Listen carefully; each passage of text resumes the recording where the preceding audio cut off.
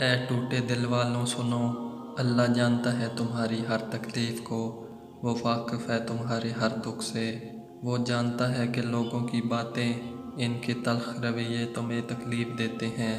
وہ جانتا ہے کہ تم کس اذیت سے گزر رہے ہو۔ جب اللہ کی راہ اختیار کر لی ہے تو آزمائشیں تو آئیں گی کہ تم اللہ کی محبت میں کس حد تک جا سکتے ہو۔ وہ جتنا آزمائے گا اتنی محبت بھی کرے گا تم سے، بس تھوڑا سا صبر کر لو، بے شک وہ صابرین کے ساتھ ہے۔ وہ بہت جلد تمہیں اتنا عطا کرے گا کہ تم خوش ہو جاؤ گے۔ ممکن ہے قبولیت کی دیری میں کوئی خیر چھپی ہوئی ہو سکتا ہے تمہاری دعاؤں پر اس وقت کن فرمایا جائے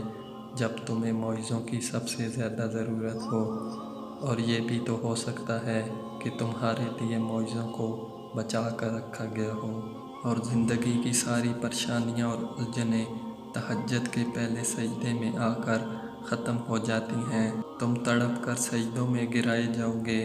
صبر تمہیں ہلکان کر دے گا، دعاؤں سے نا امید ہو جاؤ گے تم، اور پھر بس جہاں تمہارے صبر نے جواب دینا ہے وہاں وہ رب تمہیں بتائے گا کہ دیکھو ایسے ہوتے ہیں معجزے، دیکھو ایسے دعائیں قبول ہوتی ہیں۔